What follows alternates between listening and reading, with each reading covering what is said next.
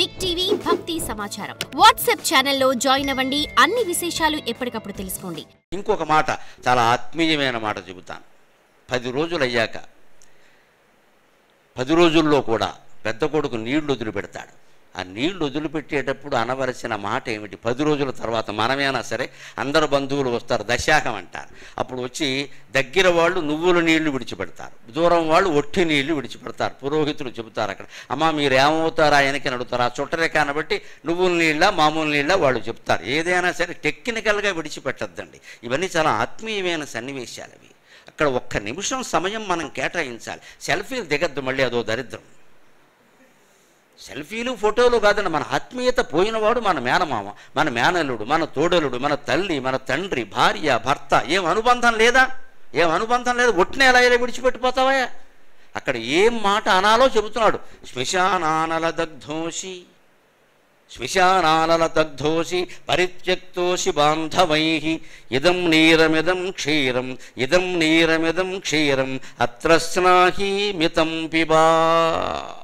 ఆధునిక కాలంలో హైకు అనేటువంటి 3 మాటల కవిత్వం మనిషిని సరిగ్గా రాస్తే ఎంత కదిలిస్తుందో ఇదంత కదిలిస్తుందండి. హైకు అంటే ఇదే.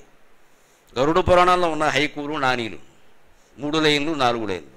కదిలిపోయాను నేను ఈ శ్లోకం చదివి బాబోయ్. ఇలా తిరోధకాలు ఇచ్చేటప్పుడు ఇదా భావన చేయాల్సింది. ఏదో వాళ్ళు ఏదో చెప్పారు, మనం ఏదో చేసేసాం. దాంట్లో ఏమంటున్నాడు? శ్మశానానల దగ్ధోషి తండ్రి, ఈ 10 రోజులుగా మేము మంటల్లో నీ శరీరాన్ని తగలబెట్టడం వల్ల అందులో ఇంకా ఓ ప్రాణం ఉండడం వల్ల నువ్వు ఎంత ఆ మంటలకి వేడికి ఎంత తప్పించిపోయావో. శ్మశానానల దగ్ధోసి పరిత్యక్తోసి బాంధవై. ఇంట్లో ఉంటే ఏదైనా గ్యాస్ పోయి ప్రమాదం జరిగితే మేము బర్నాల ఆయింట్మెంట్ రాస్తామయ్యా.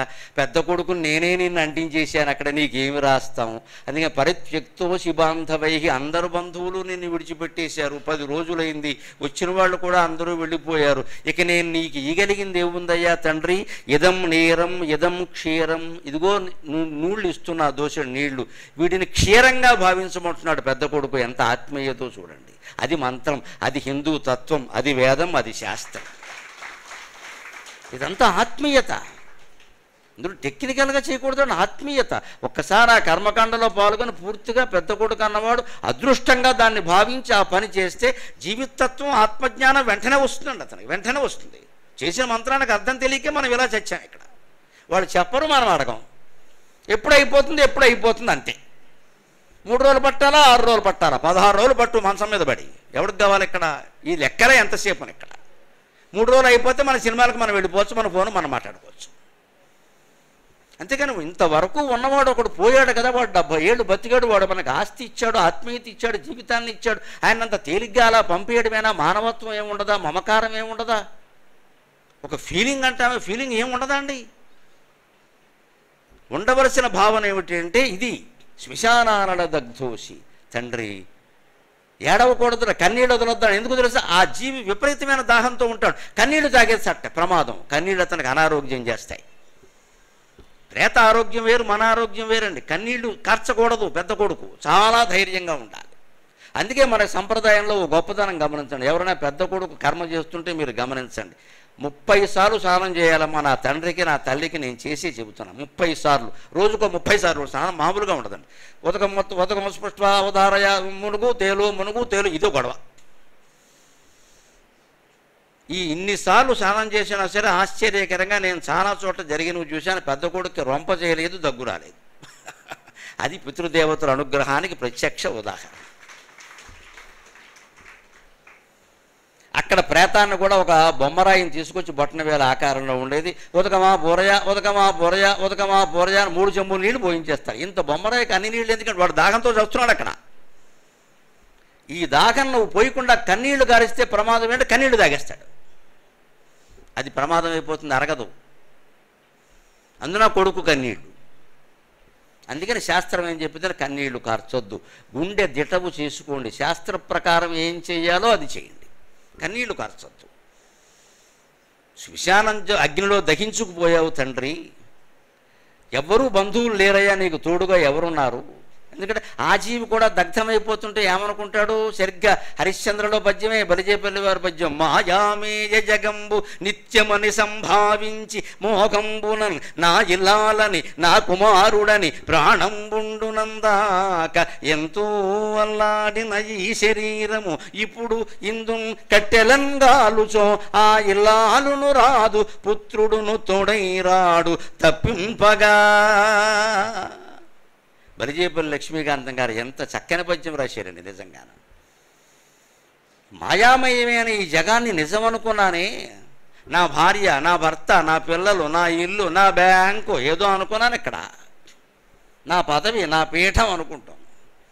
ఇవాళ నేను ఈ కట్టెల్లో కాలిపోతూ ఉంటే ఆ భర్త రాలేదు, ఆ భార్య లేదు, ఇక్కడ పిల్లలు లేరు, అందరూ వెళ్ళి ఎవరి పనులు వాళ్ళు చేసుకుంటారు, నాకు ఇంత నిప్పెట్టారు, పోయారు. ఎవరో ఒక వ్యక్తి అక్కడుండి ఆ కట్టెను పైకి తోస్తూ ఉంటాడు తన ఉద్యోగ ధర్మం ప్రకారం. ఇంతకు మించి ఎవరూ లేరే, నా గతి ఇంతేనా? ఇలాంటి గతి వస్తే ఎవరూ ఉండరన్నమాట. ఇది నేను బతుకుండగానే గ్రహించుంటే ఎంత బాగుండేది. వాడు నా దగ్గర ఉంటాడు, వీడు నా దగ్గర ఉంటాడు అనుకున్నానే, ఎవడూ లేడే ఇక్కడ. పుత్రుడును తోడైరాడు తప్పింపగా. ఆ భార్య రావట్లా, భర్త రావట్లా, పిల్లలు రావట్లా. అంటే మొత్తం మీద పురాణాలు చెప్పింది నిజం, భాగవతం చెప్పింది నిజం. ఏకః ప్రయాతే ఏకః ప్రసూతే జంతు ఏకమేవ విలీయతే ఏకోనుభుంక్తే సుకృతం ఏకయేవ చ దుష్కృతం. ఈ భూమి మీదకి ప్రతి జీవి ఒక్కడుగా వస్తున్నాడు, ఒక్కడుగానే వెళ్ళిపోతాడు. సుకృతం దుష్కృతం కూడా ఒక్కడే అనుభవిస్తాడు, రెండోవాడు ఎవరూ లేరు ఇక్కడ. కన్న కొడుకు మీద మనకు ఎంత ప్రేమ ఉన్నా వాడు కడుపు నొప్పి వస్తే కడుపు నొప్పి వాడే పడాలి, కానీ మనం పడలేమమ్మా. మనం బెళ్ళేయగలం, అయ్యో ఈ కడుపు నొప్పి నీ బదులు నాకొచ్చినా బాగుండు అనగలం, అంతకుమించి పడలేం. నువ్వు అన్నంత మాత్రాన్ని వస్తుందా? కడుపు నొప్పి బాధవాడు పడాల్సిందే, నువ్వు చేయాల్సింది బెళ్ళేయగలం అంతే. కర్మ కూడా అంతే. కడుపు నొప్పి మారినప్పుడు కర్మ ఎలా మారుతుంది? వాడి కర్మ మనం ఎలా మారుస్తాం? చేయవలసిన వైద్యం ఏదో చేయించడం, చింతించవలసింది భగవంతుడి గురించి, నొప్పి గురించి కాదు ఇక్కడ. దానివల్ల 6 గంటల్లో తగ్గేది 3 గంటల్లో తగ్గుతుంది. భగవన్నామానికి ఎప్పుడూ ఆ శక్తి ఉంది. It minimises. అది 6 గంటల్లో తగ్గే నొప్పి 3 గంటల్లో తగ్గుతుంది. దానికి ఉంది ఖచ్చితంగా. అది చెయ్యాలి, దానికి గుండె ధైర్యం ఉండాలి ఖచ్చితంగా. అందుకని ఇలా ఏడవకండి ఊరికే ఇక్కడ, ఇలా చేయండి. ఇంకో మాట, ఎన్ని రోజులు పట్టాలి? ఇందాకే అనుకున్నాం కదా, ఎన్ని రోజులు పట్టాలో కలియుగంలో అందరికీ ఒక్కటే మాట గరుడ పురాణం చెబుతోంది. దయచేసి ఇంకా ధర్మ సందేహాలను ఎవరిని అడక్కండి, అనవసరం.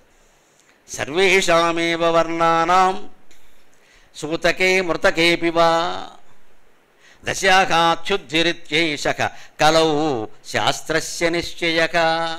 ఎన్ని రోజులు పట్టాలి అంటే బాగా దగ్గర వాళ్ళకి, భార్యకి, భర్తకి, కన్న సంతానానికి, అందున కొడుకులకి, కోడళ్ళకి 10 రోజులు. అన్ని కులాలకి ఒక్కటే. దయచేసి ఏదో బ్రాహ్మణులకు వేరు, మిగిలిన వాళ్ళకి వేరు ఎక్కడ లేదండి. ఇక్కడ స్పష్టంగా చెప్పాడు, చూసుకోండి. నేను శ్లోకం ప్రమాణం చూపిస్తున్నా. సర్వేషామేవ వర్ణానాం, అన్ని కులాల వారికి.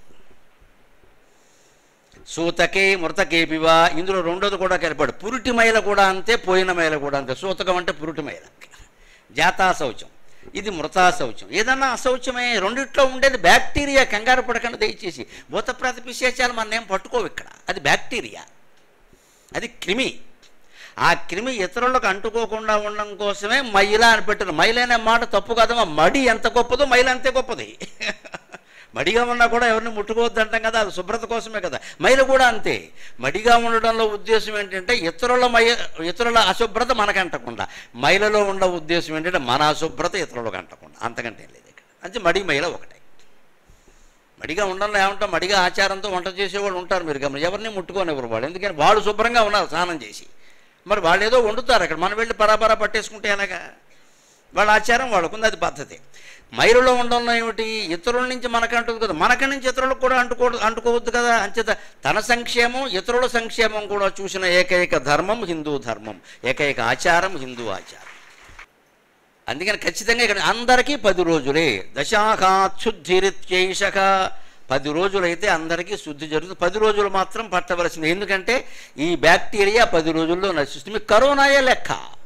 తలుపేసి కూర్చోండి, అన్నం కూడా అక్కడే పెట్టి వెళ్ళిపోమానండి. ఎన్ని రోజులు చెప్పారండి? ముందు 10 రోజులు, 11 రోజులు ఎంతో లెక్క, 14 రోజులు లెక్క చెప్పారు. అంటే ఆ క్రిమి 14 రోజులు దాని ప్రభావం ఉంటుంది, తర్వాత తగ్గుతుందనే కదా. అంచేత ఈ పోయిన వాడిని వ్యాపించినటువంటి బ్యాక్టీరియా ఉంది, శవానికి వచ్చింది, అది 10 రోజులు ఉంటుంది. క్రమంగా తగ్గిపోతుంది. అది కూడా మొదటి 3-4 రోజులు ఎక్కువగా ఉంటుంది. అందుకే కూతుళ్ళు అల్లుళ్ళు వాళ్ళు కూడా 3 రోజులు పట్టాలన్నారు. 3 రోజులు తీవ్రంగా ఉంటుంది అది. For more videos like this, subscribe Big TV channel.